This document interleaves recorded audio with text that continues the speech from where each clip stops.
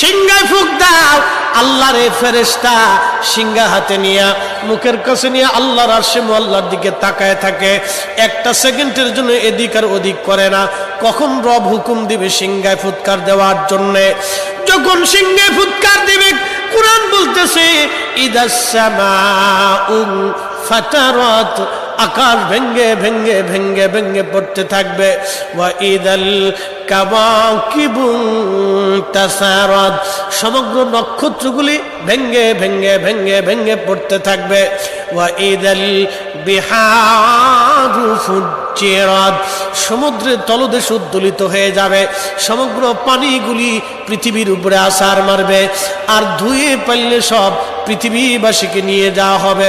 ওয়া ইদাল কুবুরু বুসিরাত, কবরের ভিতরে যাহা আছে সব আমার মালিক আমার রব বের করে দিবে।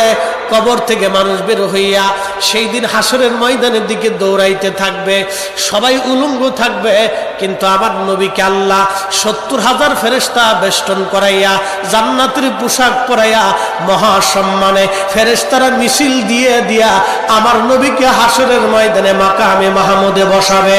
একবার জোরে বলা যাবে কি আল্লাহু আকবার। বাজান মুসলমান, খুব মনোযোগ দেন। হযরত ইউনূস আলাইহিস সালামের কথা বলছিলাম। মাছের পেটের ভিতরে ইউনূস, চিন্তা করলেন মরে গেলাম না বেঁচে আছি, লাড়াচাড়া দিয়ে দেখলেন না বেঁচে আছি, দাঁড়ায় গেলেন খোদার পয়গম্বর, দাঁড়ায় দিয়ে সেজদার মধ্যে পড়ে গেলেন। মাছের পেটের মধ্যে সেজদার মধ্যে পড়ে বলতেছে লা ইলাহা ইল্লা আনতা সুবহানাকা। বিপদের দোয়া, কঠিন মুসিবতের মধ্যে যদি পড়ে যান তাহলে খতম ইউনূস এই দোয়াটা খতম দিতে থাকবেন। আল্লাহ যখন ইউনূস আলাইহিস সালাম এই জিকির শুরু করলেন, ইউনূসের এই জিকির আর ওই মাছের পেটের মধ্যে রইল না, এই জিকিরটা চলে গেল আরশে মুআল্লাতে। সুবহানাল্লাহ বলা যাবে। আরশে মুআল্লার পাশে এই জিকিরগুলি চারপাশ দিয়ে ঘুরতেছে। আরশে মুআল্লা ধরে রাখছেন ৪ জন ফেরেশতা কাঁধে করে। এই ৪ জন ফেরেশতা আল্লাহকে ডাক দেবে, বলে রব আপনার বান্দা ইউনূস তিনি জীবনে ভালো অবস্থায় থাকার সময় আপনার জিকির করেছে, আজকে সে মাছের পেটের ভিতরে পড়ে গভীর সমুদ্রের মধ্যে আপনার জিকির করতেছে। আল্লাহ ইউনূসের জিকিরের আওয়াজ আরশে মুআল্লার চারপাশ দিয়ে ঘুরতেছে। আল্লাহ আপনি আপনার ইউনূসরে মাফ করে দেন।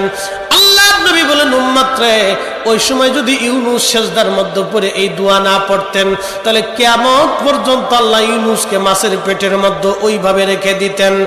হযরত ইউনূস ওই সময় জিকির করতেছিলেন।